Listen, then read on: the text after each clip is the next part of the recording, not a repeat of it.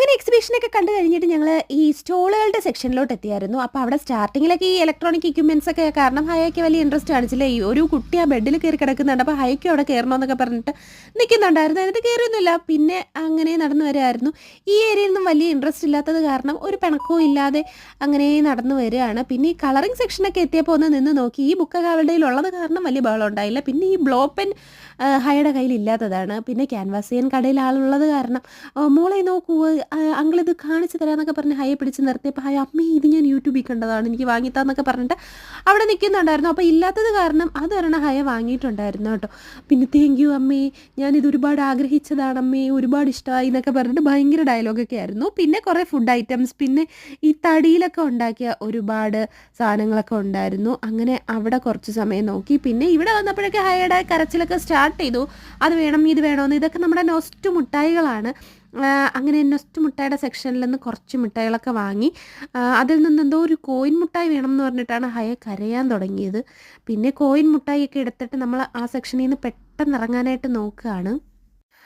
അങ്ങനെ ഒരുപാട് variety of മുട്ടായി, കണ്ടിട്ടുള്ളതും ഇല്ലാത്തതുമായ പണ്ട് കാലത്തെ ഒരുപാട് മുട്ടായികളുണ്ട്. എനിക്ക് ഈ സ്വീറ്റ്സ് ഐറ്റംസ് ഇഷ്ടമല്ലാത്തത് കാരണം ഞാൻ കൂടുതൽ അതിൽ കോൺസെൻട്രേറ്റ് ചെയ്യാൻ പോയില്ല. പിന്നെ അങ്ങനെ അതൊക്കെ വാങ്ങി ബില്ല് ചെയ്തിട്ട് ഇറങ്ങി. അപ്പോൾ ഇങ്ങനെ വിലക്കുറവിൻ്റെ മഹാവിസ്മയം എന്നൊക്കെ പറഞ്ഞ് കാണിക്കുന്നുണ്ടായിരുന്നു. അവിടെ നിന്ന് വലുതായിട്ട് നിന്നില്ല. പിന്നെ കത്തിയുടെയൊക്കെ ഒരു സെക്ഷൻ ഉണ്ടായിരുന്നു, അവിടെ നിന്നില്ല. പിന്നെ ഞങ്ങൾ നിന്നത് ഇവിടെയാണ്, ഈ ഇഗ്വാനയുടെയൊക്കെ സെക്ഷൻ.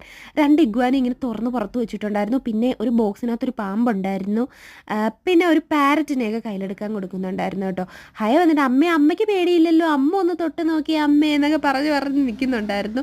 അങ്ങനെ ഞാനൊന്ന് തൊട്ട് നോക്കിയാൽ അവൾക്കും തൊടാലോ എന്നുള്ള ഇതിലായിരുന്നു. അങ്ങനെ ഹയയും അങ്ങനെ തൊട്ട് ജസ്റ്റ് ഒന്ന് നോക്കുകയാണ്. അപ്പോൾ ആദ്യമായിട്ടാണ് കേട്ടോ ഞാനും ഹയയും ഇഗ്വാനയെ തൊട്ടത്. അപ്പോൾ ആ കുട്ടി ഇങ്ങനെ പാരറ്റിനെ എടുത്തപ്പോൾ അവൾക്കും എടുക്കണമെന്ന് പറഞ്ഞു. പക്ഷേ അവർ ടവലോ ഒന്നും വിരിക്കാതെ ഇങ്ങനെ കൊടുക്കുന്നത് കാരണം എനിക്ക് ഹയ അത് ചെയ്യിപ്പിക്കാൻ പേടിയായിരുന്നു.